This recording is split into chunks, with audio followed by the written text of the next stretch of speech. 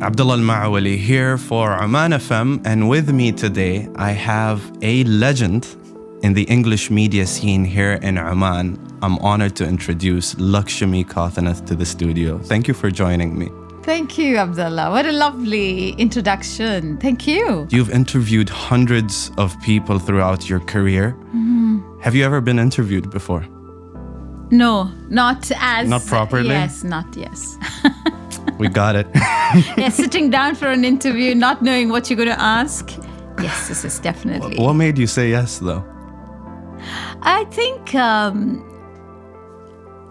it's just the way we met, on the road, on the roadside of our ministry, not just the public road, but also the fact that even in my mind, I reflect a lot now about what I have been through, what I've enjoyed, and that journey has been very special.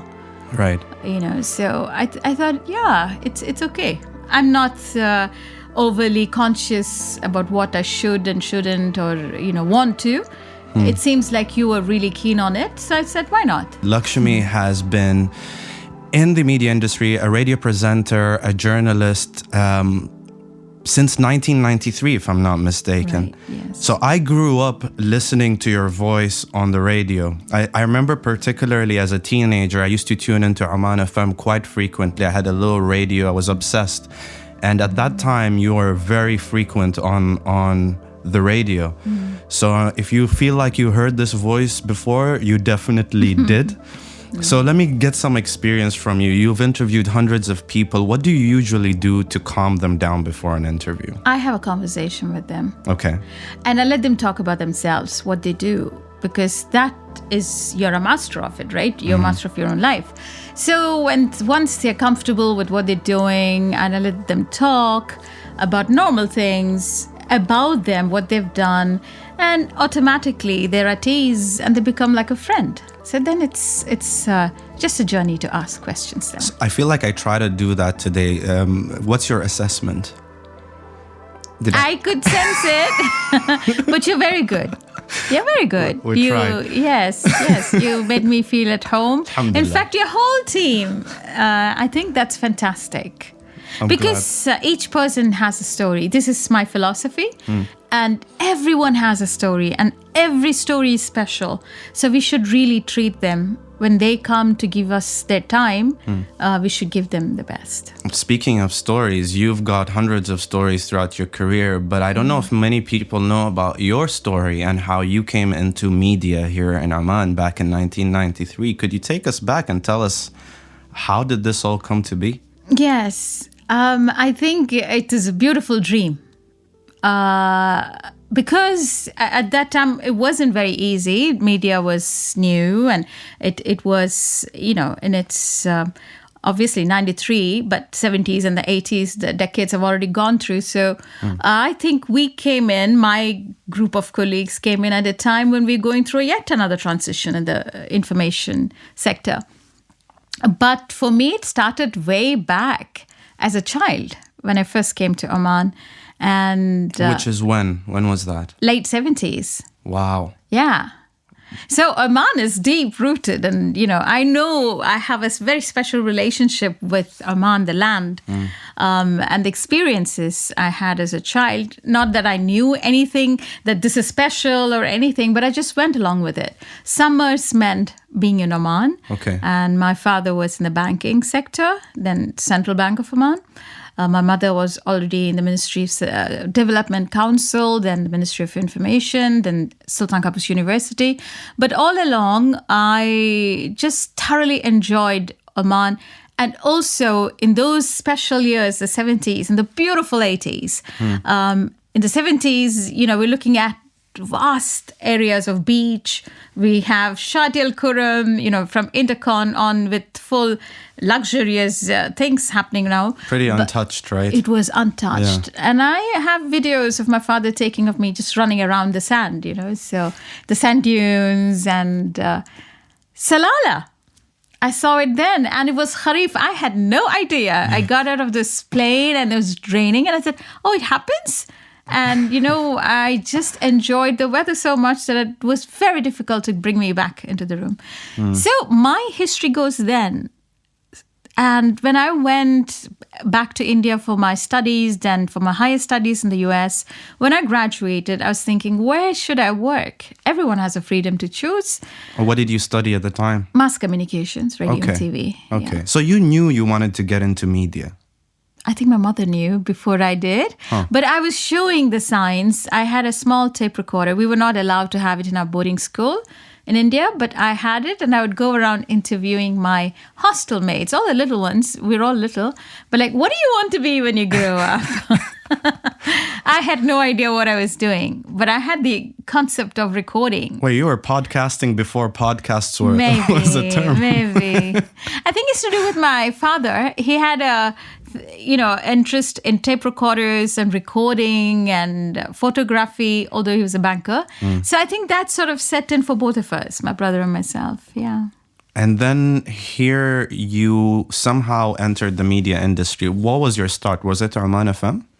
No, I was training at Oman TV when I came back. But interestingly, I honestly believe that we should always volunteer to keep our skills, to network, to learn new skills. When you're a volunteer, and I keep saying this to every youngster I meet, I always say, when you finish studying, don't wait for the job. Right. Go out there, do anything you can.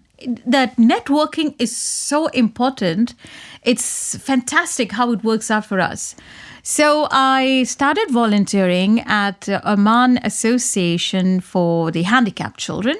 And I met Abir Tanir, God bless her soul. Allah yarhamha. I remember her very clearly. Yes. By the way, when I think of the two voices that had the most significant impact in my childhood, it was yours and Abir's. Those are the ones I remember the most. And Abir, she was flawless, and she could flow on, while speaking. And her voice was fantastic. But also, she was very creative. And she saw the potential, and she said, okay, well, you're still training there. Why don't you come, test your voice here on the radio?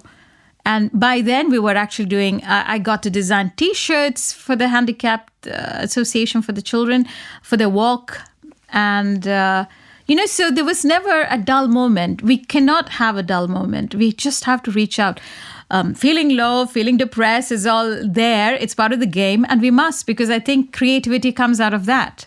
But we should know when to get out of it. Out of what exactly? When you feel low and we feel stuck and depressed and whatever, it's not a bad thing. Right. Everybody goes through it, So some people get out of it faster. Some people need time or help. But the thing is, if you're aware about your own feelings, it works out. I just want to say that even I had that waiting period after studying and waiting for the job.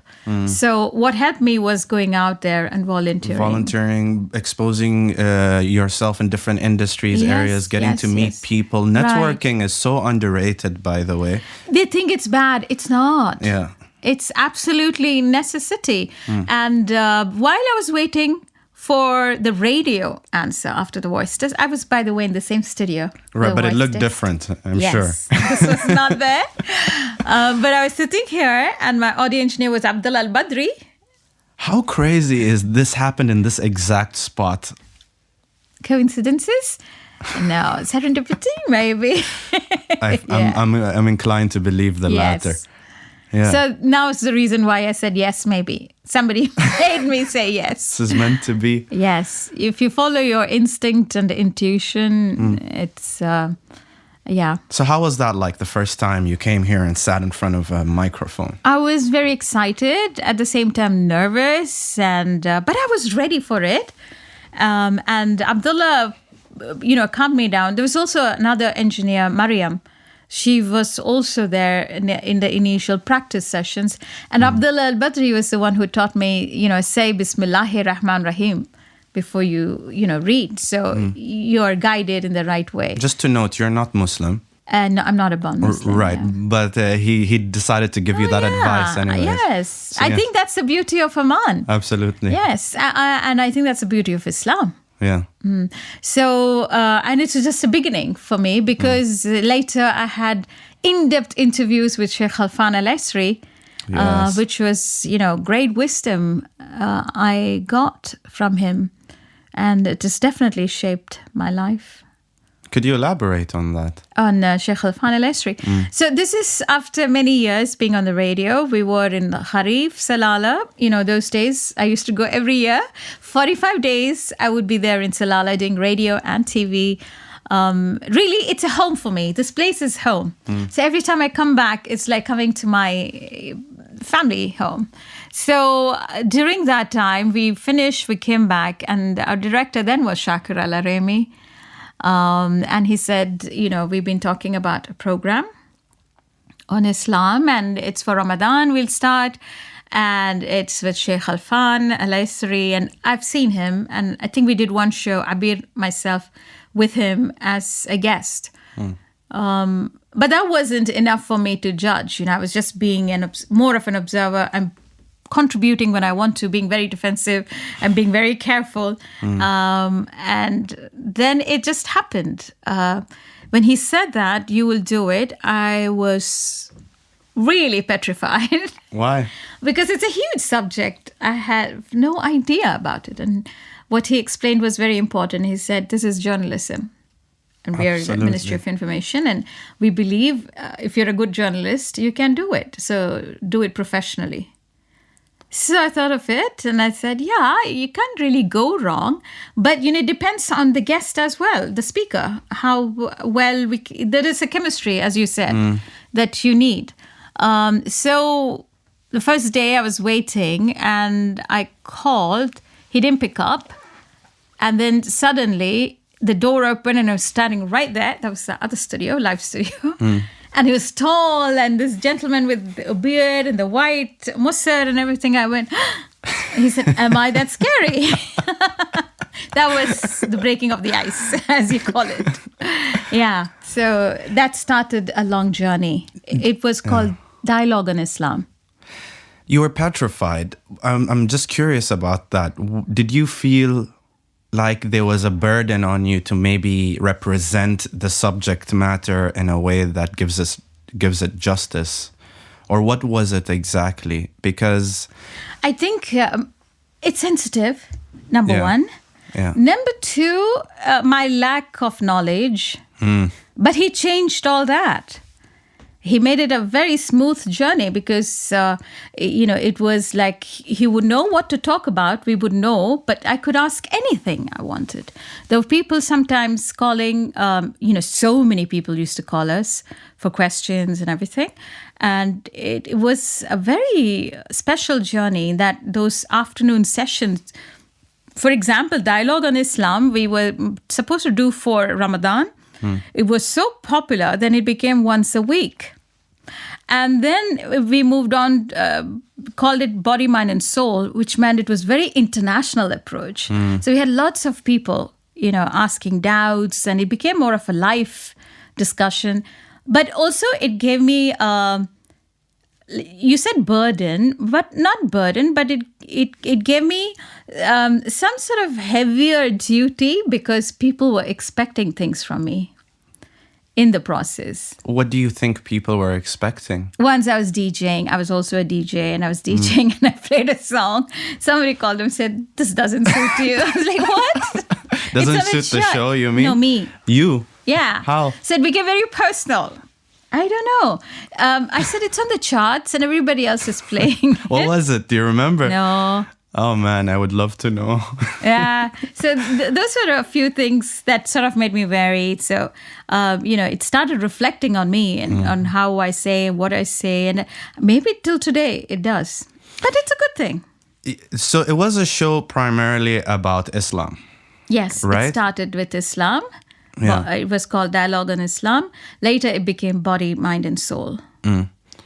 What did you get personally out of that show? Was that your first time being properly exposed to the ideas of Islam and the teachings of Islam? Or did you have prior experience before Not that? so much. Definitely not. Of course, I come from a household. My stepfather is Omani, Musa Bakar, and he's obviously taught me quite a lot.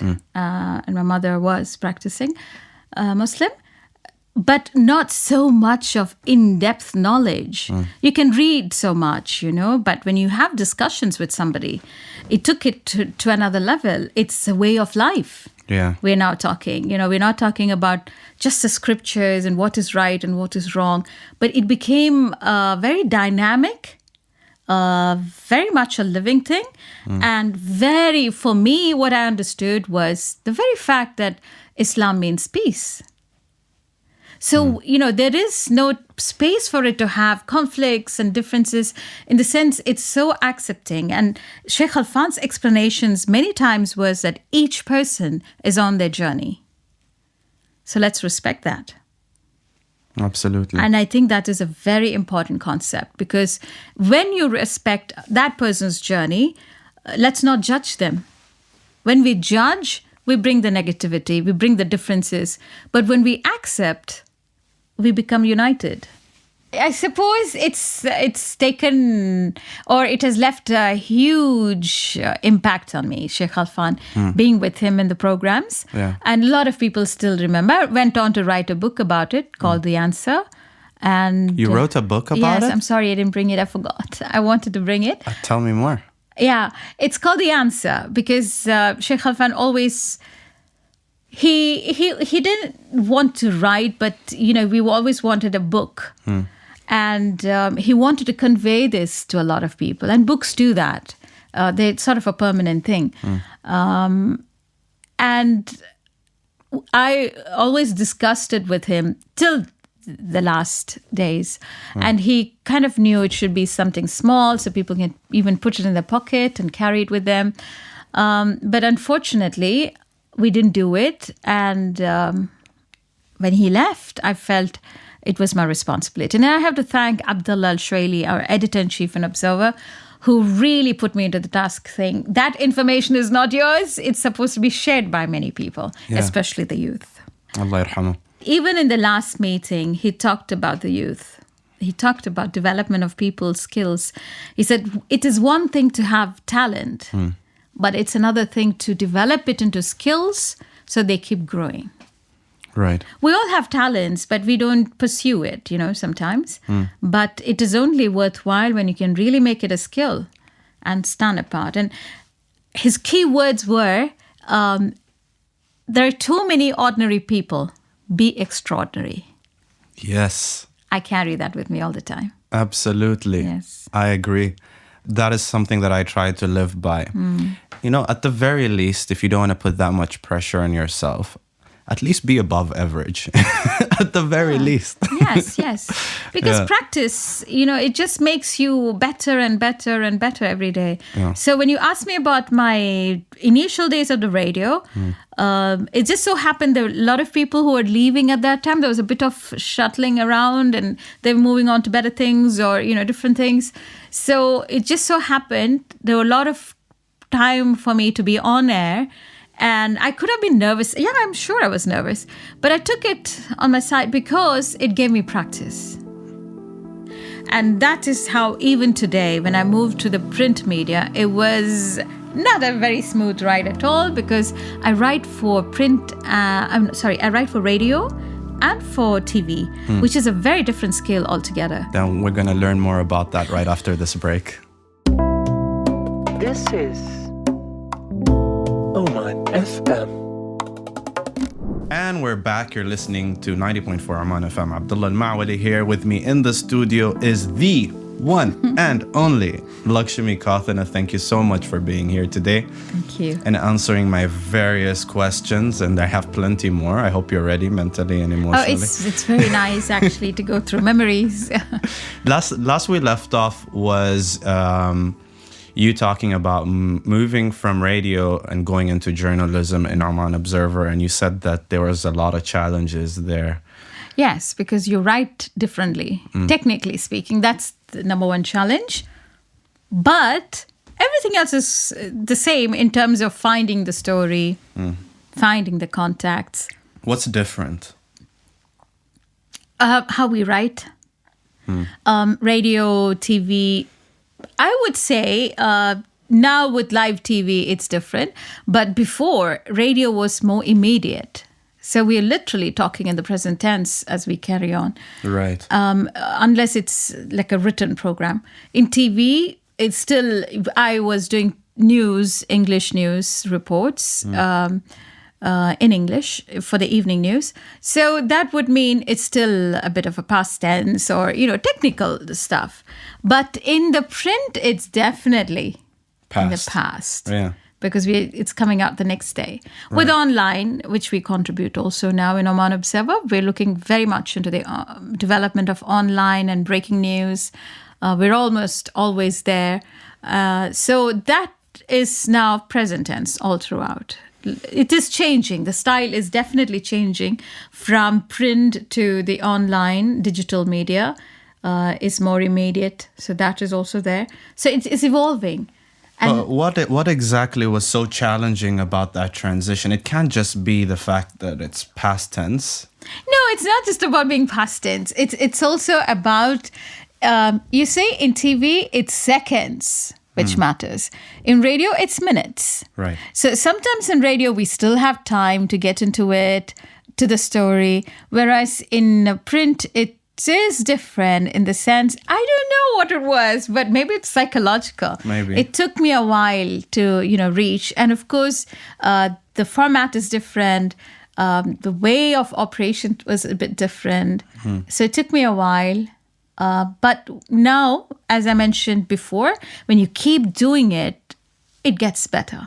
And we have to constantly learn from others who've been doing it. So you covered pretty much all areas of media here. You were radio, TV, news, and also, which we're going to get into this point later, about how journalism has changed with the introduction of social media. We'll keep that for later on. But you're also very active online with the stories that you cover and the things that you do. So where does this drive for media comes from? There are lots of people who want to break into the media industry, and I think you're a perfect case study for that because you went into everything, despite maybe not being comfortable in it at the beginning. Where does this come from, you think? My own interest? Like I said, in the childhood, I was interested. I think I'm interested in people. I think that's a very generic way of saying it, but honestly, genuinely, I am keen and I strike conversations with people all the time, even not for, for stories or anything. Sometimes it's so bad that I'm talking to somebody and they say, I feel I'm being interviewed. That makes me feel very bad. By the way, I have gotten accused of that as well. You see? Yes. See, that's we met Azam. Yeah. So in the conversation, maybe he did not realize within a few seconds, it turned around. He came to say hello and ask me questions, but then I was actually finding more about him, that he's a guitarist, he's a musician, and he's got so many talents. Yes. So it's just the curiosity, maybe. Yeah. Maybe. And I believe we need stories. People need to read others' stories so that they get inspired. Right. You see, not everybody is in the same wavelength. Somebody needs inspiration. So I believe in good stories. Right. And media is the perfect vehicle, or sometimes the way I see it, media is the perfect excuse to go out and talk to people and learn about them. You see, right now, there's Special Olympics going on, right? In Berlin. Omani team has gone there with a nice delegation. They're participating in 13 games. And I met Abdullah Rukh. So they told me he's going to do a presentation there. I was curious about him. He's very pleasant looking, very friendly and talking. Then he told me about his career in digital. But now, because he's been in sports and specifically in Special Olympics Oman, he's now an assistant coach and he has a dream. Of course, he might have his challenges, but he has, proven himself that he will find his own path, and he has an ambition to have his own tennis training center. How beautiful is that? So he went to Berlin, he shared his leadership presentation, sports and leadership. And now when I see it, in his goals, he has written that I would like to share it with my family, friends, and other athletes, and even use social media. Now, when you're a journalist or a broadcaster, now you take him and put him in the main platform, you're an instrument to get him into the platform, a major platform. Right. I think that's when a journalist is successful, or I feel fulfilled, because yes, there are hard news, there are maybe mysteries to be solved, and there's hardcore political news, but media can do much more. And we all need, And you're drawn to human stories. I love human stories, yes. I've noticed that. Yeah, I thrive on them. I think there is a meaning to it. But you also do everything else. Like you're a very diverse journalist. I went through some of your archives, the works that you've done for the Oman Observer, and it's very hard to put you in a category of what type of journalist, because you cover a very wide range of stuff. But a common thread that I notice is your human-centric stories that you love to cover. And I'm curious, is that what drives you? Is that your primary motivation You're for right, this? actually. I never thought about it, but yes, that makes all the difference for me. It makes me think, a week is 7 days, and any day can be a working day, and all days can be working day. Nothing can stop that curiosity, especially when it's this human-related. Similarly, a story was last week with the Ministry of Social Development and OPAL and other groups training individuals with disabilities. And out of 85 graduates, 55 people have been employed. Isn't that a successful story? Absolutely. I think this gives us a zest to do much more. And I know job opportunities is difficult world over. And so it is also here in Oman. The youth are looking for it. But my whole thing about it is, my outlook is to not wait for it, to come to you. What do you mean? The story, you mean? A story, or now I'm going into more philosophy, I suppose. The situation of job opportunities. So I think it's for me, it is human-related stories, which does. So you mentioned a couple of examples from recent news pieces that you worked on. That really touched my heart. Yes. Are there any that you still recall today that you've done years ago? Maybe something that you're particularly proud of, or a story that impacted you a certain way from way back when you first started? My first CNN World Report was about the Dow Al-Bustan roundabout. Yes. It was about that. No way. Yes. Interesting. Yeah. So it was fun to be there and talk about this and why it's so important in the history. So initially, it was all about history of Oman and, things. The Silk Route was very, very special for me. I was enchanted. Kalhat, for instance. I love archaeology. And I love the fact that Oman has preserved it and is celebrating it. So we have so many UNESCO World Heritage Sites. Right. I love the Dhofar for it. If I go to Salalah every time, it's like I have to be at Al-Balid and Mirbat. People would think, why would you have to see it again and again and again? But think about it. This is where people lived. Yeah. And they've left things behind. There's a legacy. And the museum, the land of frankincense, the Wadi, the Wadis of Oman, for that matter. Right. All of this really churn up emotions for me, because I think there's an energy. There is history, and I'm so glad. And the modern history. I remember when the port was officially inaugurated, we all landed up there and we were covering. It was then called Reisut Port initially. So we had that, that medal kind of a thing. And then it was changed to Salalah Port, which is a nice piece of history. And for me, I think at that point, when you asked me what made me come to Oman and have a career in media, well, I was looking at different, possibilities. I was thinking, for me, my childhood hero is Sultan Qaboos, His Majesty. And, we would go to the cinema in Rex.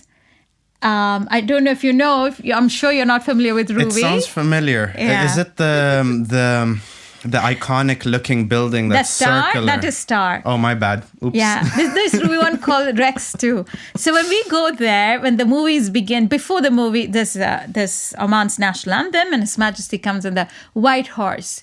So for me, it was like really, the superhero before I met the others, Superman and, others. Okay, those others. Yeah, okay. those others. The fictional ones. Yes, the fictional ones. So for me, it was like, he's making history there. Oman is going through. I'm looking at a college student, so it's not like I was very much with a vision, but my instinct said that's where I ought to be. So I came and I was lucky enough, I would say, to have got my place here. I'm very grateful. I don't think I asked this. You said when you came to Oman, where did you come from, though? I was in the US studying mass communications, but I did not take a break to finish it in 4 years. I studied through the summers and everything. So then my mentor, he was telling me that if you want to get into the talent side of mass communications, you should get out now into the market. Why? Because it's always best you can develop it faster. Then theory, and theory is when you want to teach. This is what he taught me. Absolutely. So I took his advice, and I was and he also told me that once you're out there, you'll miss your campus and your studies because here you're sheltered. And there, the world is indifferent, generally speaking. It's not easy being a broadcaster. Because I'm sure you already must have experienced it, but you're already in the online industry, so it must have been different. But once, at least at that time, when you're on air, we always have the phone calls. And out of 5, later, I think it was my Fateh Al-Hinai, my director then, who taught me that 5 fingers are not the same. What does that mean? Some will like you, some will appreciate you, some will accept you, some will hate you. Yeah, you see, Lakshmi, this is something... I was very sensitive in the beginning. But I get it, right? And of course, now it's obvious that that's what it's going to be like. But perhaps we were a little naive when we came in and didn't think about, like, there are people who... People don't know you, first of all. But they'll either love you or be indifferent or absolutely hate you for no apparent reason. What do you do? I think only in this profession it happens. Because you're an accountant, nobody cares. No one cares. Only the ones dealing with you to get your salary will hate you or like you. But fair enough, people are tuning in to either be entertained or informed, and they will have their likes and dislikes. Right. And we have to accept that. It is part of the job. Yes. But how do you deal with that? I mean, now I'm sure you've been in the industry so long, it doesn't even matter anymore. It doesn't matter. But I'm sure it was difficult. Yes, I was very sensitive. Yeah. There were times I cried. There were times I wondered, like, what did I do wrong? Or, why would that person feel this way? Or, very happy that somebody really liked. And now it's all neutral. You can either like me, love me, or hate, or whatever. I accept it because this is human life. But how did you overcome that? Because, some of us are still dealing with that. We also have a bunch of new presenters who came in. And they're in this. They might be listening to this, How do you deal with unjustified love or hate from the public? What we feel unjustified, they might feel justified. They might feel right to their emotions, And people might be going through certain journeys in their lives too. There might be reasons. See, when I was younger, I could laugh at things, but people could have taken offense. And I remember once one person did, and I understood that. And there was a person who delivered a cake too. There were gifts, and you wonder where. You don't even know who these people were.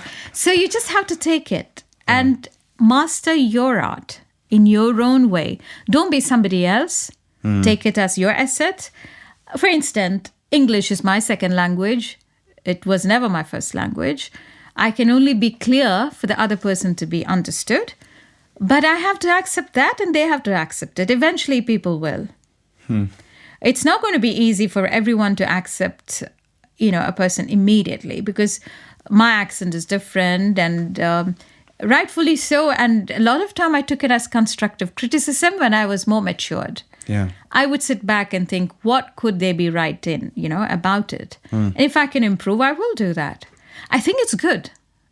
I think it's also important to identify the difference between constructive criticism and just criticism. Yes. And to be selective in what you allow in and what you block out, right? Very true. Especially in today's social media world, people have no filters. At least maybe back then they have to call in for you to know that they don't like you. Now they're just tweeting about it, right? And but that also shows you, what kind of time do you have in your hand, the person who's doing it. Right.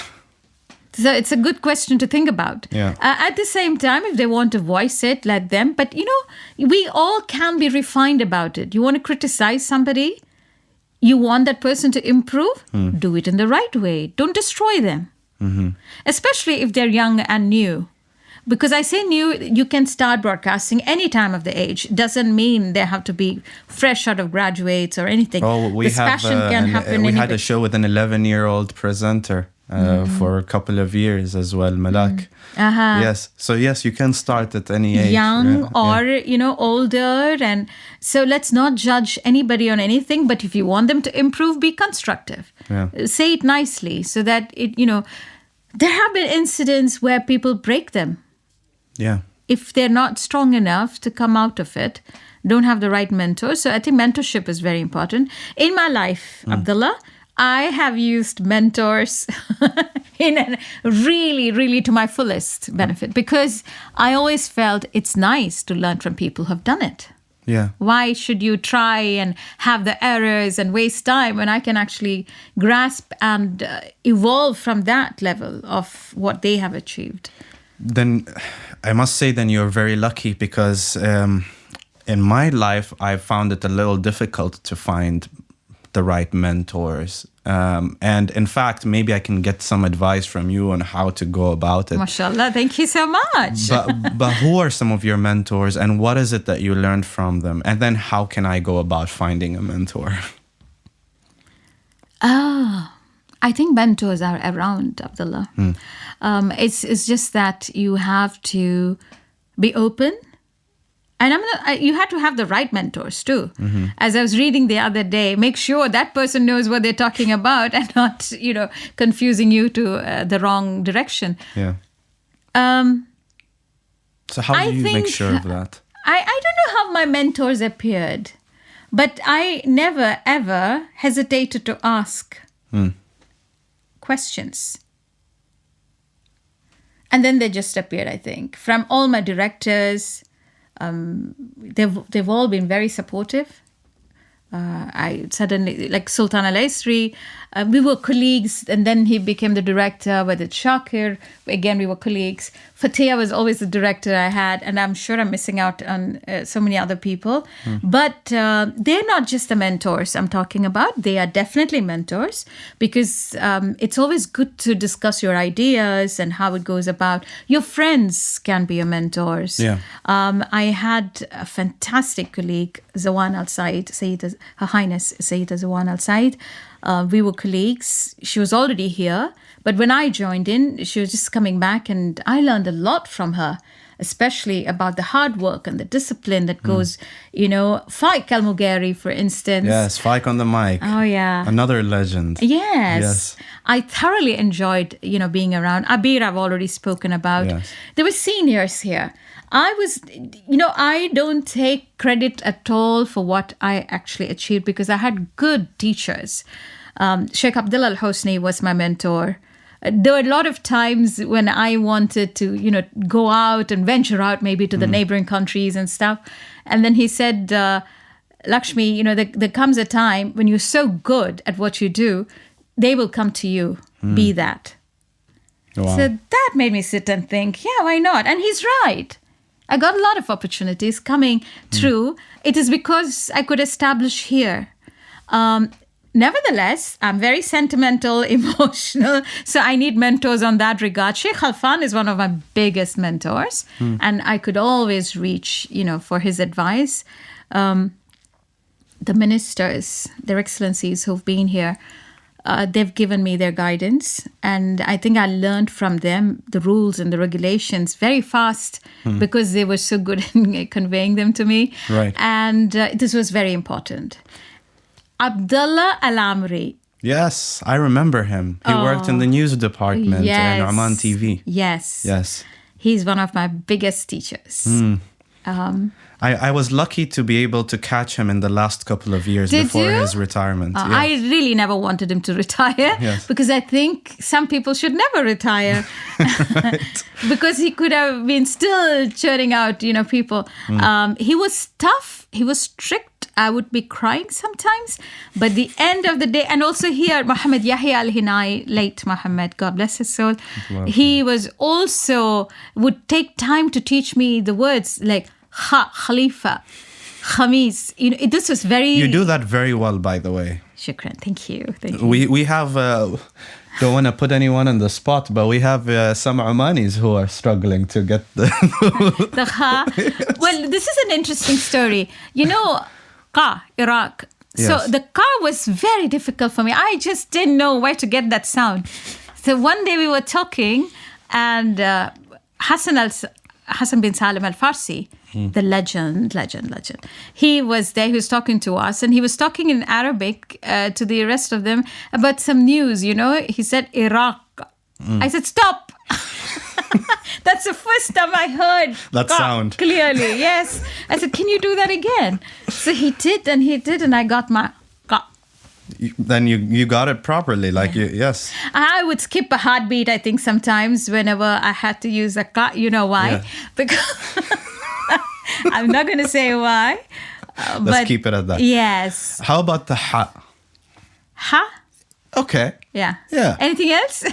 I think those are the... you have the... Ha is still... Azam just said ayn. Ayn. Ayn. Yeah, that's close. We would count that, yes? Yes. Ali. Because when you write Ali, it's Ali, but it's Ali. It's Ali, yes. Then Oman is, when you say it, it's Oman. It's Oman. Yeah. Yes. So, yeah. I've learned to do, and I love the humor. Humor? Mm-hmm. Of what? Omani humor. Please, what is Omani humor? I don't know. I just know it when I... I would love to know. When it comes, I don't know. But I need an example. I don't know. It just happens. And people ask me, do you understand that? And I said, I do. But how? I don't know. Now I need to know what is Omani humor. Azam, do you have any ideas what Omani humor is? He's like, anything to do with chips Oman? Oh, yeah. That is there. But even otherwise, it's like some of my friends ask, like, you could be talking and I button, I come and interrupt and I answer. Then they look at me shocked, like, how did you know? So I say, I really don't know. But it's just that, I understood the context. The cultural context. Cultural context, yes. Yeah. So there is a sense of humor that is that is rooted Omani. by some context or understanding of the culture. Yes. I see where you're coming from. Yes. Oh. But you are very intertwined with... Like, as far as I'm concerned, you're Omani. Like, you've been part of the culture for such a long time. Yes. Do you identify with your ethnic roots still, living here? Yeah. And what is that, by the way? Good question. Language. Where's your ethnic roots from? I'm from India, Kerala. Kerala. Yeah, so I have the language, the traditions, and the culture, definitely. I just feel richer because I have both the cultures. And, of course, dress, attire. I enjoy my ethnic clothes too. Right. Arts, dance, music. Yes. Which is why I have a special liking to Omani folk dances and music. Why? Because I have the background from there. So it's like I value it when I see the folk dances, and I can almost do it, but I wouldn't. I haven't tried. Why not? I don't want to shock people. Shock, I'm guessing in a great way. Maybe, but I can. I love dances of Dhofar and Sur, especially. Yeah. Yeah. Raza is not mine. It's difficult and it's meant for a reason, but the other dances are beautiful too. Well, I gotta ask, as a person who is not originally Omani, have you faced any challenges breaking into the industry and remaining in the industry? It's a very good question. And let me be open about it. Of course, there would be, right? In the sense, the jobs, as I mentioned earlier, I know there is a need for jobs and there is the drive for Omanization. But for some reason, I didn't have that difficulty, because if I'm telling you that I was here 20 years in the radio and TV industry, I have no idea why, but I was there. And there were other colleagues too. But I had the wonderful experience of carrying both radio and TV. I was accepted, and I'm very, very grateful for that. But also, I never felt I was any different. I was only excited. I think it worked in certain ways because I was not from here originally, because there was a curiosity. Sometimes how you look at and how I look at would be different, because you'll think, I'm presuming, just, a case study. You will think that's ordinary, but for me it'll be extraordinary. Yes, it's more because you perceive it as a more novel thing that you pay attention to it. Exactly. To that point, I remember I experienced that here in Oman for the first time. I think I was about 19 when I invited some of my college colleagues to come to Oman. And for the first time, I saw the country through their eyes. Exactly. This is what I mean. And suddenly I started seeing things that I never noticed before. Yes. Because you take it for granted. Yeah. It is there. But when you're from a different culture, or there is inquisitiveness, and for me, it was everything old. Bahala, for instance, it continues to fascinate me. But the beauty is it doesn't stay there. Now, Bahala Souk looks, have you been there recently?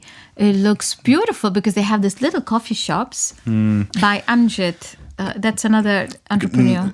Nizwa in general is developing a coffee shop culture, which is really beautiful. A lot of people like that. This is interesting, right? Yeah. I remember when I was here first, it was the coffee shops. And then we were talking, then the Karak places is a pretty recent phenomenon. It wasn't there at and the the very breakfast beginning. on the go. Yes, exactly. I've never seen, before people would actually buy the breakfast out. But now it's there. Yes, I think people used to have breakfast primarily at home back in the day, but now we're becoming more, for better or for worse, busier. Busier, yes. Right? You're running. Yes. Yeah, it happens. It's on the flow. I noticed something throughout the course of this interview. You're a very positive person. I ask you about the challenges, you show me the opportunities. I ask you about the difficulties, you show me about the flip coin, the positives. Let me push you a little further to delve a little deeper into some of the challenges. I'm sure you faced some hardship. And the thing is, as the industry develops and more people want to come into it, they're also going to face challenges and difficulties. Life is not void of challenges and difficulties. How do you, first of all, what are some of your primary challenges, which I'm sure were very difficult back then? What are the challenges you're facing today? And then how do you think about them and overcome them? This is very interesting session sitting with you, actually. Maybe therapy? It's a therapy. You're really bringing things down. And I've noticed that it helps when you have a map, when you write it down. A friend told me this. And then when you're so cluttered and confused, when you write it down, you begin to visualize. I learned visualization at a very young age from my father, who would just tell me about it. And actually, I took it very seriously. And I realized my daydreaming was all about visualization. What is visualization? Visualization is when you want something, you're thinking about it. A lot of times it happens. So, we can either dwell on good things or bad things. Even the bad things can come to you because that's negativity. You're creating the space for it. But this is how, again, secret, and I'm sure you know about that, positive thinking and everything. Yeah. I totally believe in all that. If it can help you, why not? And why not venture? I know some people say it's not all sugary, but it's not all about being sugary. It's about working towards that goal once you have an idea. A lot of times we don't know what we want in life. And I reached that stage too at one point. I was just going with the flow. And I think that's when the system sort of pushes you out of your your comfort zone. That's when Observer happened.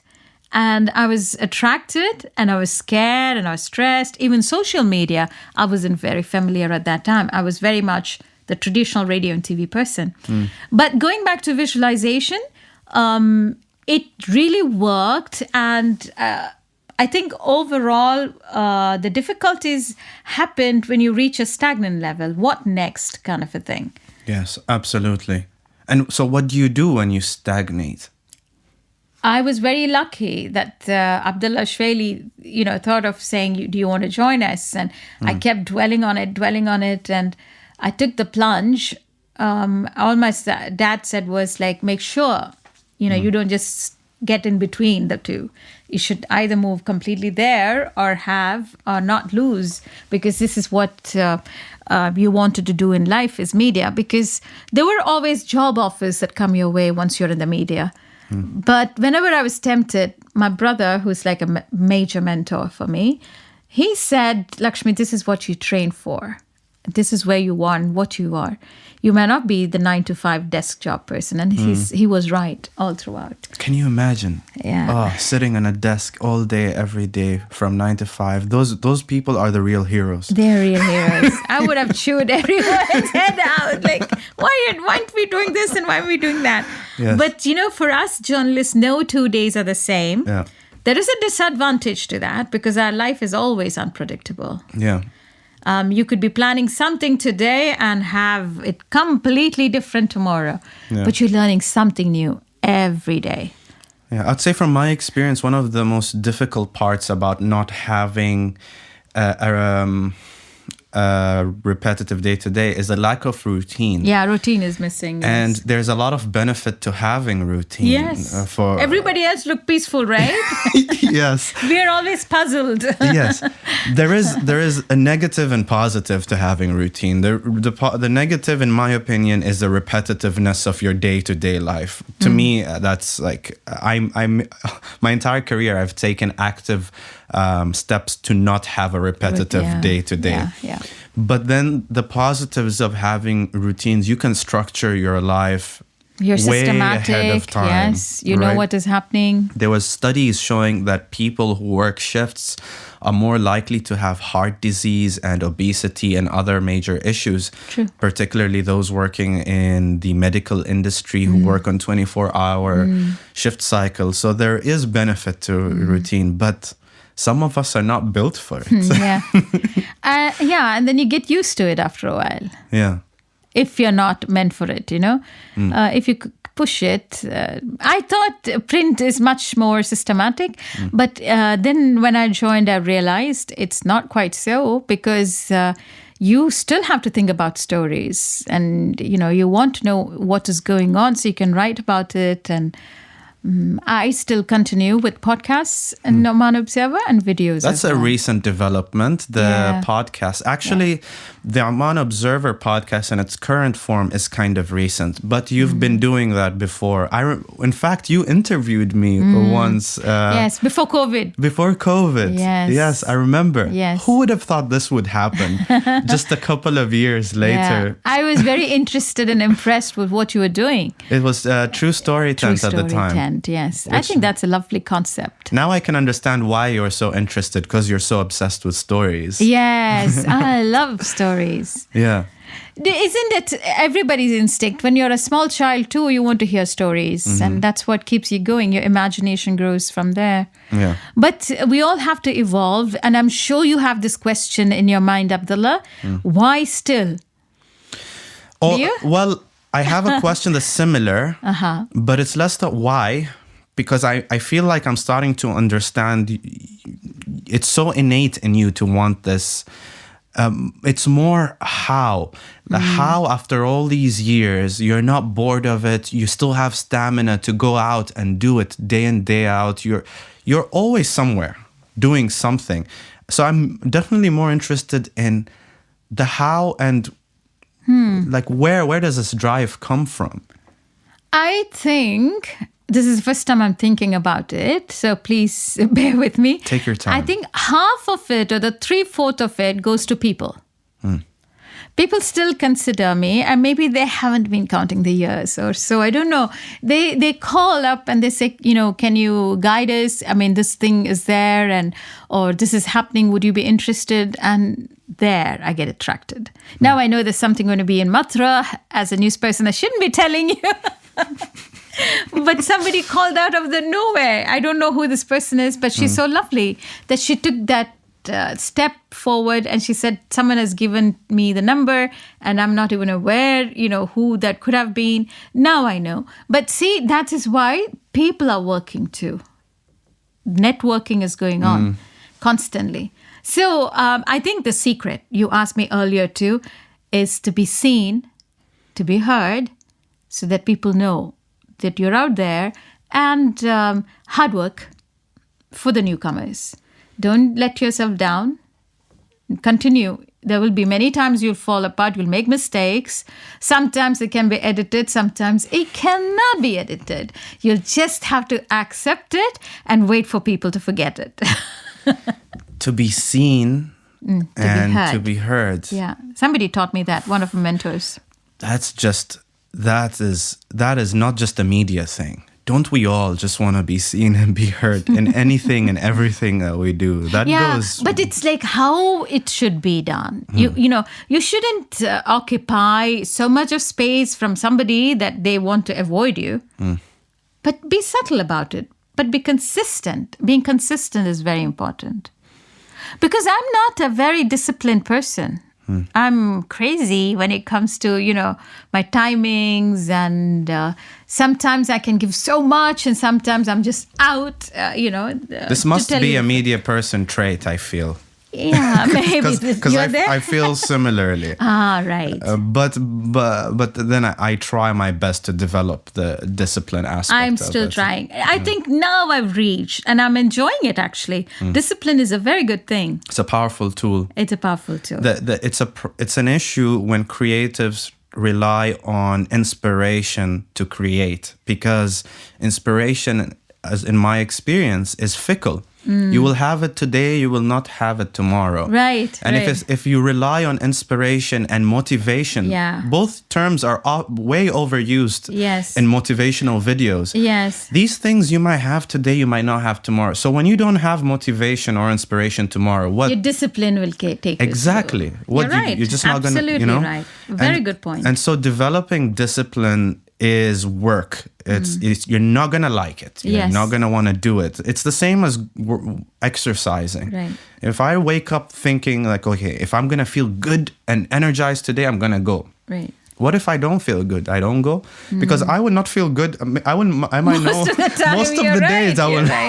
You'll think, I could relax a bit more.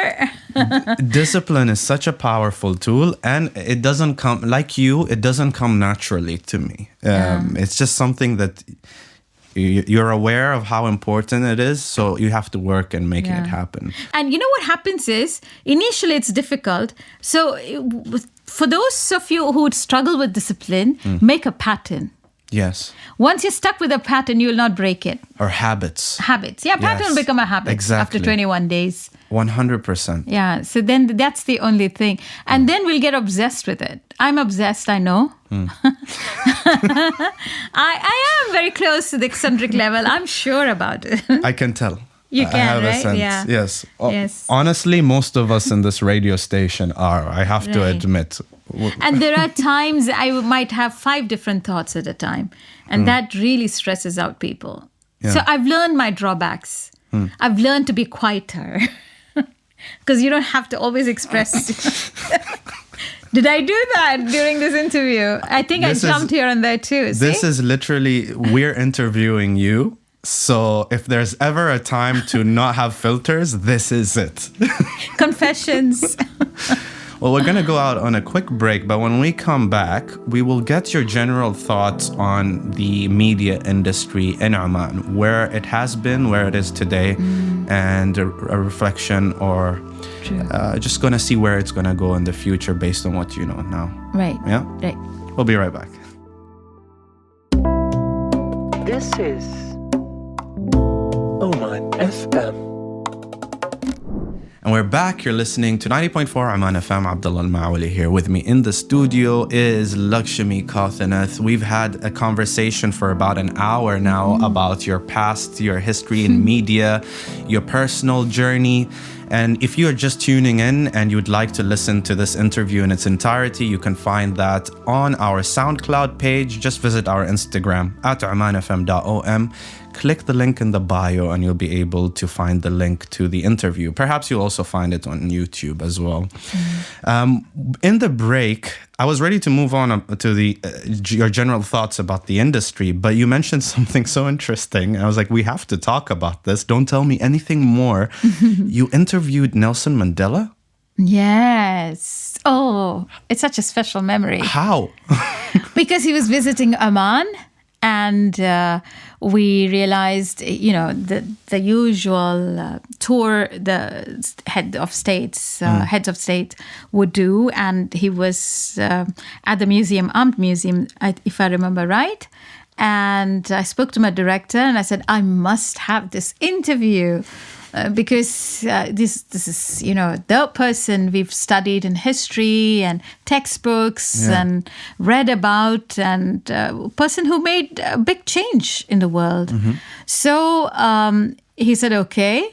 And then we followed, and we had to break protocol. I mean, just said, from radio, TV, and the TV was already there. And I saw him just come and move to the next room.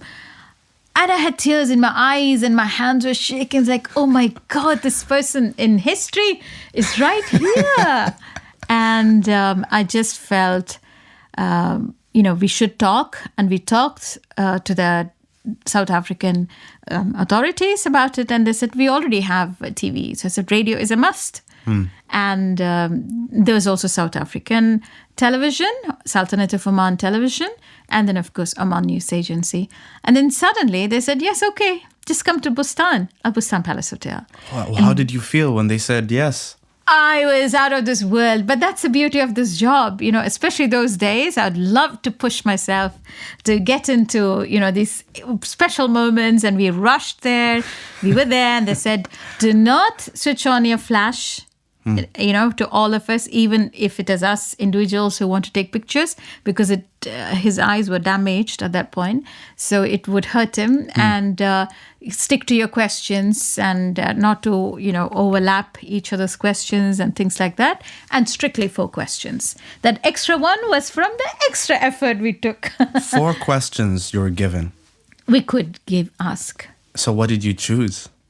I talked about the situation then and about apartheid, but, was he really happy with what has been achieved? Because there were still problems. And I think at that point also there were reverse problems. Sorry, what year was this? Roughly, if... Must be... Oh, I have to look into my details. If you would guess roughly, what would you say? When would he have come? That's a pop question. Yes. So it must be around 90s or... No, maybe the millennium. Early 2000s? Yeah, early 2000s. Okay. Yeah. Yeah. And after that, we asked, and he was very friendly, very sweet. He also joked about me. And then we took our photo sessions, and that's a precious moment. Another precious moment is the year of the private sector. What's that? In Oman. Those days we used to have each year declared. I feel like stranger now telling you about all this history. Yes, but please. I don't remember this. Okay. So each year we'd have National Day celebrations. And before that, there would be a theme. His Majesty would declare this year is going to be, agriculture. I don't know if you remember, one year was Rose, His Majesty's Rose is what we thought. I'm aware of the Rose, but I didn't know there was a year dedicated. Well, the badges were for that day, that year. I was in school, I think, at that time. But anyway, there was year for agriculture, heritage. There would be for private sector. This was the year when His Majesty had an exhibition at the old Seeb Exhibition Center. All the private sector, Omani companies had their booths and everything. And for some reason, I had the opportunity to be inside. So that was a very, very special moment for me because I got to see directly. Yeah. My highlights. Any others that come to mind? This is very impressive. Well, many, because, later the years moved out and then His Majesty started the symposiums during his Meet the People tour. I think those were very good for journalists to learn the real essence of Oman and what it was aiming for. The Women Day was declared from there, from the year where the symposium was dedicated on women development. And then towards the end of the symposium, His Majesty declared that this certain day a year will be declared as Women's Day. Or Omani Women's Day. That's very impressive. And that's again like how the SMEs, small and medium enterprises, that's how it came about too. We discussed that in the symposium and then we saw huge development towards SMEs. Yeah. And you've been in the industry, by the way, I didn't say this number, I'm saying it now for the first time. 30 years. Almost, yes. 1993, we're 2023. Oh yeah, we are, right? Yes. Oh my God. You've been in the industry for 30 whole years, 3 decades. That's so impressive. So you're the perfect person to ask, what has been the most dramatic change in English media particularly that you've noticed here in the industry? Digitalization. I'm a kind of a person who says, yeah, it is good. Digitalization might be the future, but I think we're losing the print a bit. I don't want to mention names as such because I today come from print media. But, we used to have more publications and more magazines, newspapers also. But for some reasons, there are many. One is economic. It's, advertisers are definitely needed for print publications. Absolutely. Maybe even for the digital, but digital is much more easier to manage, I think. But the sad bit then is, are we losing, I still think print magazines and coffee table books are all important because it kind of moves and, it shows where we are. At the same time, social media has been encroaching. I think the last few years sort of made it people have realized, okay, that is social media. This is traditional media. Although traditional media today is in the form of social media and whatever, the content differs. How does it differ? Because there is a responsibility when it's traditional organizations. Oh, but traditional organizations are also on social media. Exactly. Right. So when you see their content, there is clarity, for example, there is credibility. Definitely, they won't just put things out. It's not one person's thought. Whereas in the social media, it's individual and their perspective. There might be interesting things to catch from, but as you mentioned earlier too, it can be biased. Whereas media, as such, would have to be neutral. This I have an issue with anyway, because, when we are taught media, we are taught to be neutral. But a lot of times, journalists sometimes tend to be one-sided, their point of view. Right. But we have to make sure that we are giving both sides of the view. At least we try our best. 3 or 4, yeah. Because there is no escaping some bias. We are all human beings with our own personal experiences. Right. Even when we do try to be unbiased, we are somehow biased in the questions we choose to ask, in the way we choose to respond. But yes, absolutely, I think it is our responsibility to try our best as media people to not be biased. But a bias will exist. It has to. I think it's also important for... if a person is tackling particularly a sensitive topic, to also acknowledge their own bias when presenting the topic, right? For example, if I'm going to talk about the challenges that women face in the workforce, my bias is that I'm a man, right? And I have a limited perspective on that. And so how I choose to ask my question should be rooted from the fact that I don't truly understand. That is okay. You don't have to understand, but you could spend your time asking women, what their thoughts are. So do your research as a journalist and speak for them. Right. Ask for them. So that can be done too. So what I'm trying to say is, as a person, as a human being, we are not completely, we're not complete.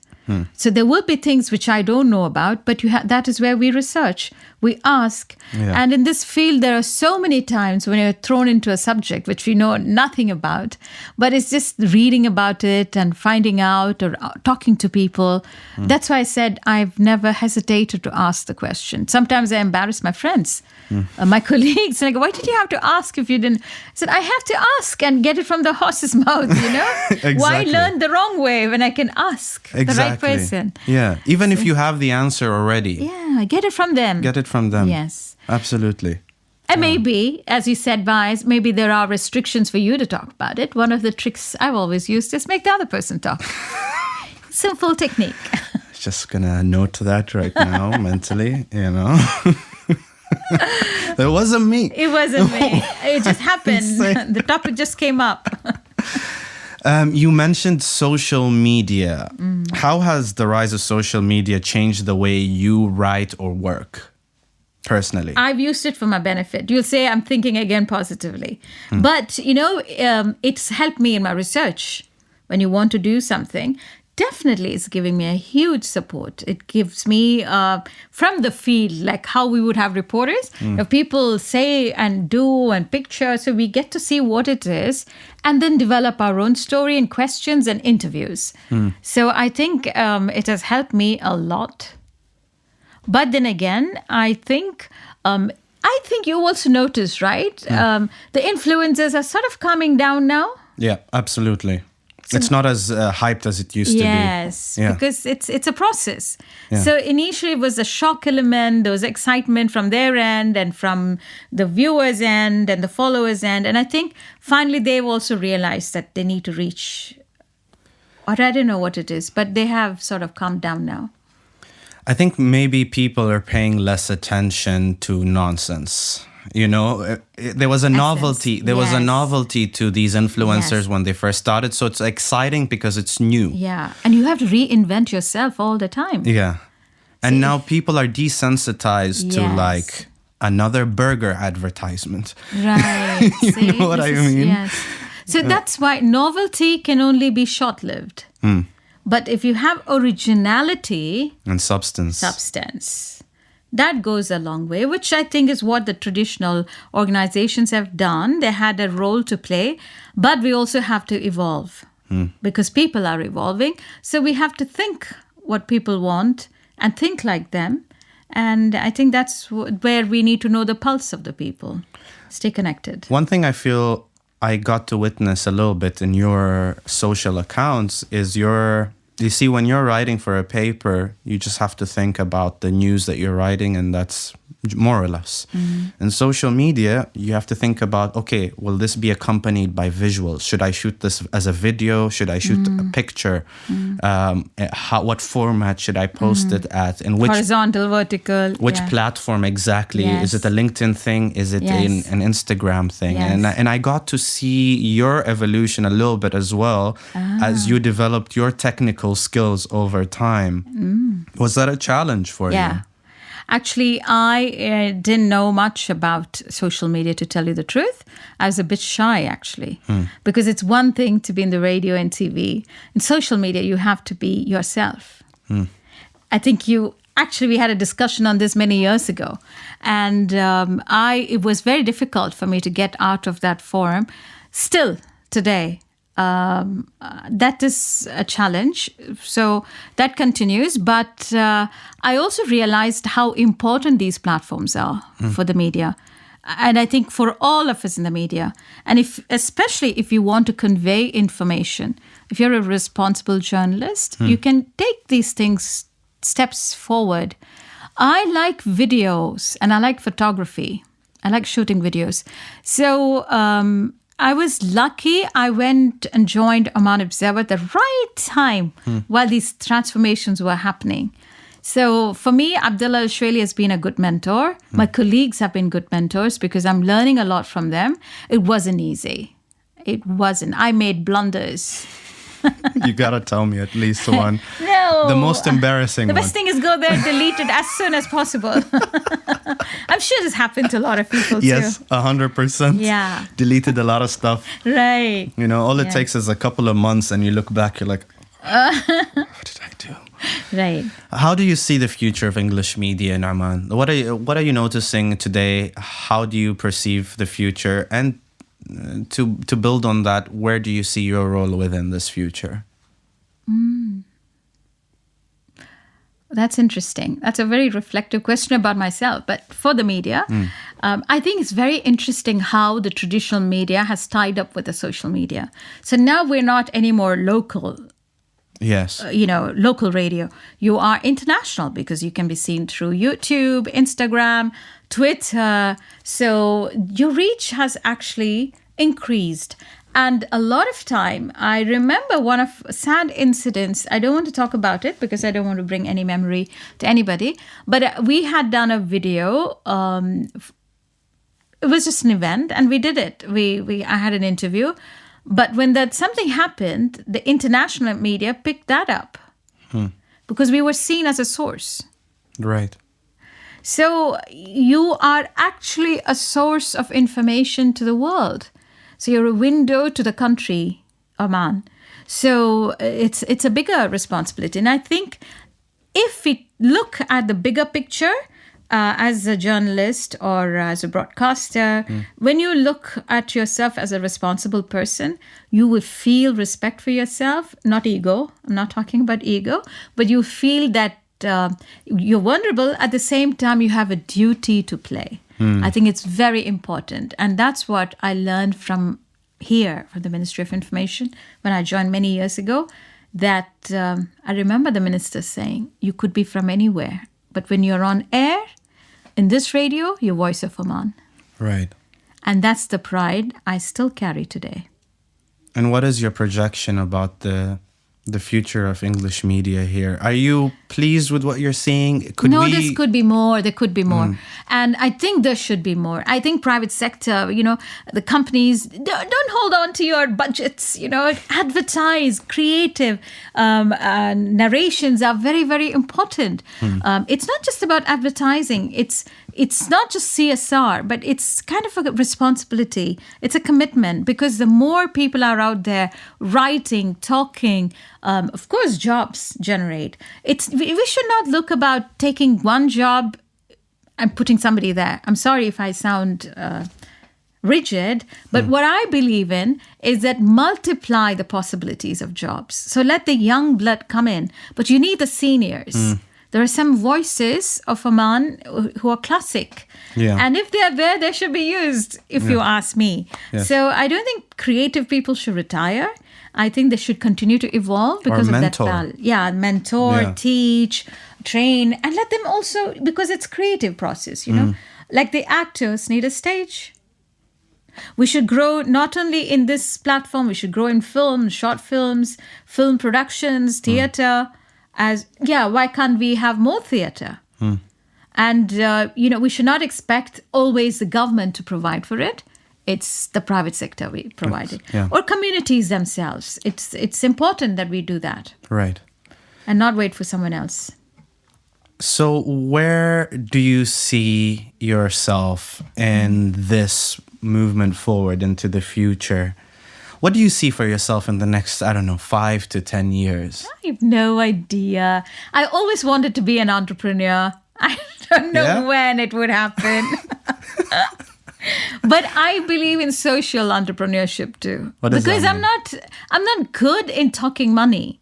So, but social entrepreneurship to me is like when you're contributing in some way. So I do right now, for instance, today, we would be having the launch of Purple Cafe from Oman Alzheimer's Society. That's happening, yeah. Yeah, so see, this is very, very important projects such as these, which are related to the community. I may not speak Arabic, but I might be able to do my contribution in communication skills. So I like branding, I like advising, or guiding, and things like that. And one day I hope you will find out more about the Purple Cafe. It's meant for the caregivers of Alzheimer patients, because there are forgotten members of the society. They go through a lot of mental challenges too, because it's their life they're sharing with somebody with a lot of hardship. being a caretaker isn't easy. It isn't easy. Yeah. So it has its own effects. And so this will be a gathering where they come and meet. And I like to be involved in cultural projects. Yeah. Art. Yes. Culture, Yeah. community. You're not going anywhere. I have no idea. It's all God's will. I hope you don't. I hope you remain doing what you do best and keep exploring new avenues as you've always done throughout the years. Yes. Speaking of advice, there will be some young people who want to get into media, into journalism, perhaps listening to this. What advice do you have for young people, particularly today, who want to break into this industry? I'll tell you my journey. When we graduate, we are about 21. That's how I came to Oman. We're full of ourselves. Oh, yeah, we know everything We at know 21. everything. We just know better than everyone who's been there in that field. They're old-fashioned. This is the thing to do. Yeah. So we come. What happens is we reject what we've been told and trained. So I had to learn the hard way. And I called my advisor in my university. And I said, I think I'm doing it all wrong and I'm in the wrong place maybe. He said, very simply from the US, he said, no, you are going wrong. When you're representing an organization, if they have taken you as part of them, it is your job to accept everything they say to you, evolve, maneuver, rediscover yourself, and put them first and represent them in every possible way. That is dedication. And you have to accept that because each entity has a role in that society, which they perceive. So if you want to be with them, learn quickly. So what you've come with the university background is just a baggage. That is just the beginning. The real journey starts here. So when somebody tells you, somebody advises you, consider it is their essence. So you have to change yourself. So I wasn't put on air immediately. Oh, I remember my first interview, by the way. Oh, okay, let's go. It took me a while to reach. It took you till the end of the interview to remember your first interview. Shah Rukh Khan.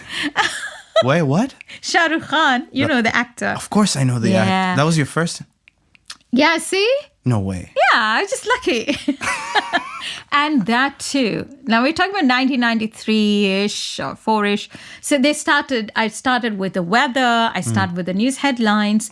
I started reading news half with Nasreen Al-Hinai. She was a fantastic broadcaster. We had lovely voices. Suad, many, many people. And so I had two of my mentors, Fatia, of course, the director, and Salima Reza, one of the early broadcasters in Oman as well. And when I said, oh, Shah Rukh Khan is going to come to Oman, but he's in Dubai now, can I interview him? So they talked about it and we got a live interview connected to Dubai to his phone. And we were in that studio. See, each studio has a story for me. And I had Fatia on my right, Salima on my left. See how well they took care of me. But the thing, again, is the mentors come to you when you're ready for them. Yeah. So they were like mothers, they didn't interrupt. They kept me ready. And I think that was the only time I actually wrote my questions down.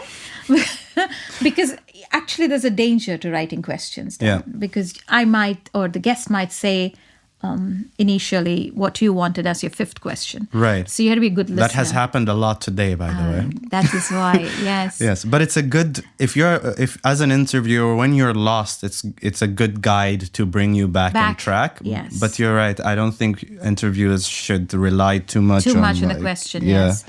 Be a good listener because you will learn more and you'll have a lot of follow-up questions coming up. So anyway, it was Shah Rukh Khan. How did that go generally? Was it a successful interview? Yes. Yeah? I was very happy. He was just starting his career, by the way. Yeah? Yeah. Okay. If you look, it'll be around 93. Okay, I'm not very aware of his full history, but like everyone knows Shah Rukh Khan. Yeah, exactly. Absolute legend. But yes, but look at his journey, So everybody's journey, there's a beginning. Yeah. So don't look back. Don't hesitate if you get criticism. Learn from it. I can say that it wasn't easy then. I've cried. I've shed a lot of tears. I've complained to my parents and my friends. But the end result is you come out of it if you don't give up. And you shouldn't give up. Yeah. Would you agree or disagree with this statement? This is a difficult industry if you don't love it. Yes, of course. Because you have to go beyond your hours. You can't count hours at all. Exactly. We have been stuck. I don't know, you know about Y2K? Yes, 2000. Okay. Yeah, in 2000. Yes, I was 9 years old, but I had an AM FM radio, so I could tune into any part of the world. Oh. And my parents didn't know this, by the way, but I was following Y2K. I really thought the world was going to end. But you see, I was so young, I didn't know about time zones. Right. So I was waiting for 12 a.m. Oman time. Right. Until 12 a.m. I didn't sleep. I was listening to the radio. Yeah, because we were also here in the radio. Yes. I was tuned into like BBC. Yes. And I really thought we're going to die. I didn't talk to my I don't even know what I was thinking. You know, we were supposed to be live. We never had till midnight then. We would close at 10 p.m. Yes. But that day, Y2K had everything has its own benefits. So, we had guests in town. Coming to the studio. We were live throughout until we crossed. No way. And I thought, like, what? We'll all get switched off at, midnight? I really wish I tuned into Oman FM. I was listening to like international media because I didn't. Yeah, obviously you didn't think about the time zones. Yeah. Yeah. So 12 a.m. came and I was in my bed. I'm like, this is it. It's done. 12 a.m. passed. I was like, maybe there is a delay to this extinction, Yes. And I slept, woke up the next morning, and we're still here. Here, nothing happened. Nothing happened. Nothing went to 000. No. But it was interesting how the whole world got worried about, Y2K. And then we had H1N1 campaign. It's always something. Yes, MERS. We had the 2012 Mayan calendar. Do you remember that? Yes. We thought the world was going to end. Yes, there a lot of hype about that too, right? It's always something. Yes. The most recent is a global pandemic. We thought, okay, this is it. This is the big one. And this one was a bit difficult, COVID-19. It was. Yes. But I also think when it started at the beginning, we assumed it would be way worse than it is. Yeah.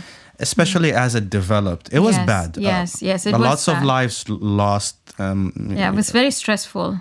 But here we are on the other side. Human beings are resilient. During that time, we had a podcast called Dear Oman. Only for that, just to, to the point. So we were giving updates and it began to affect me. And I thought, this is not a good thing, actually, because, and some people advised me to get out of it. Well, how did it affect you? What do you mean? It's like if you're a war reporter, it's when I first started training, there was a war going on in the world. I don't want to talk about it. But anyway, it was always about so many people died and this is what happened. And, I'm training. I was doing that every day. I would cut the story, edit it, put the video and everything. After a while, it was beginning. What you become insensitive. It's different things. Then you become upset about it. And then it becomes so normal. That's dangerous. So similarly for COVID-19, though, it was reaching the stage of really getting upset and the voice was beginning to tell. I didn't know about it, but others began to tell me. They noticed it. They noticed, yeah. Radio can never lie. Your voice can never lie. Your visual, TV screens, you can look happy. You can make you look happy, but the voice can never. So one way, if someone's watching this interview on YouTube, just don't look at your screen. Just listen. Right. Yes. That's the magic of radio. Yeah. Because it's just the voices that are going to do. It's becoming very obvious to me that this conversation could easily go on for a couple of more hours, as you recall more memories. Yes. But I guess this is where should we end it, Lakshmi? Final words you want to tell people who are listening? Get excited about media. We need media because it reflects the society. There's creativity that flows. If there are achievers, if not for the media, how will we get to know? Social media, is everybody into social media? That's something to think about. I still think when radio, was there and when TV came, they said radio will die. radio never died. It continued to thrive with its own listeners. TV came along, and then, of course, now we have, the print. We thought print will die during the radio time. It did not. And today, social media came and they said, who's going to be interested in the papers and the TV and the radio? We all reached there too. So the concept continues. The print will stay, I believe, because people like to be seen and feel the texture. Till today, I see that. People want things in print. So let's celebrate print. Let's have more magazines. Let's have more advertisers. Yeah. Can I be honest with you? Yeah. I'm skeptical about print. Yeah, I could tell that. Yeah, a little bit. Like, I can see your passion for print. I know you love it. But at the same time, I'm skeptical about it for multiple reasons. First of all, I used to love reading magazines and papers, but that was because it was the only source for real valuable information. Yes. I find my urge for that has been reduced dramatically ever since I have every piece of information I need on my phone. So maybe perhaps I didn't grow up with as much of like an affinity for the tactile nature of paper. So maybe this is like a generational thing where I'm skeptical about print. Yes, because you have so much in the digital media. But let's see, can we actually see literature only in digital media? No, we need it in print. Okay, so a counter argument to that. You ever seen those like Kindles or paper-like? Yeah. Paper-like, they're not exactly screens, so they don't fatigue your eyes. They look like paper. In fact, if it's in a dark place, you can't see the text, but if it's in a light place, you can. That's also part of the reason for my skepticism about print. I have a theory. Actually, I know we were supposed to end this, but I have a theory about radio that I want to pass by you. I think radio is not going to die. I think radio is going to live. But I think the radio does have a threat. And humor me here. I want to know what you think.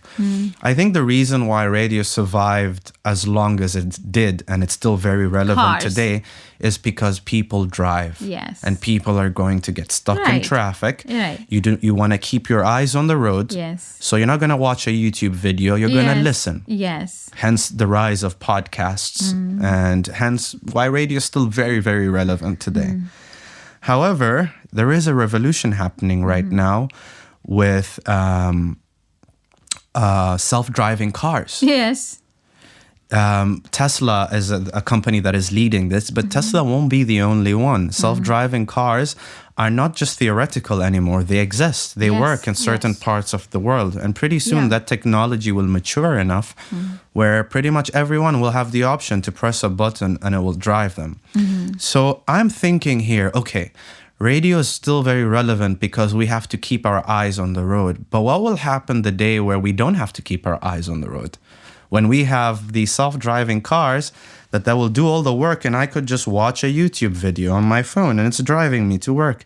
Or would you want to look outside the window, have somebody talk or play the music and you're enjoying the whole journey? Yes. So let's get involved with your surroundings. Let the radio be in the background. I obviously love radio. I obviously love audio as a whole. Like before even getting into radio, I actually did the reverse. I started with podcasting. Yes. So as an art form, as a craft, it's very different than video and film. So I think there'll be room for it. But the extent of which the industry is right now, the radio industry, I struggle to see it growing. I see it shrinking and becoming more niche. Till today, radio is the immediate medium. If there is a cyclone, God forbid, or anything, what would people can still tune into is the radio. Right. Your lights, I guess radio could go off with electricity problem, but even TV still can go live, but it still needs major movement of the van and then, the huge OB van crew, lots of equipment. Yes. Radio, you can go with a telephone. We used to do live. I used to love that. I remember our old crew team used to get really worried about me going live with my mobile phone. Because of the quality, or the quality, cutting off, and it never cut off actually. Lucky. But my whole idea was studio is digital, mobile phone is digital, so it was okay. But sometimes if you really want to look at this quality. But today, major television networks are using mobile videos for, live coverage, news breaking stories. So I think radio will still have that quality. I feel it's like a content. It will that still have a matters. place. Right. But I wonder if it will have as much of a place as it does today as people drive and have no option but to listen. Right. I wonder when it becomes this niche art form for a certain group of people. Of course, I'm just theorizing and I could be totally wrong. Yeah, but see the reach. I remember, I don't know how it is today when I first started off, the radio, the Arabic radio, the AM, used to be all over Oman. And the morning programs were so well listened to. There would be calls. I forgot the name of the program. Which one was Kahwat Sabah? That's the TV, yeah. See, it still holds, and there's something similar in the radio. And they talked about the current affairs, they would be featuring guests. So how could they manage? It was the peak time, people have to go to work as well, but they somehow managed to get that much of, that many listeners at that time of the day, early morning. So I think it's a content, end of the day.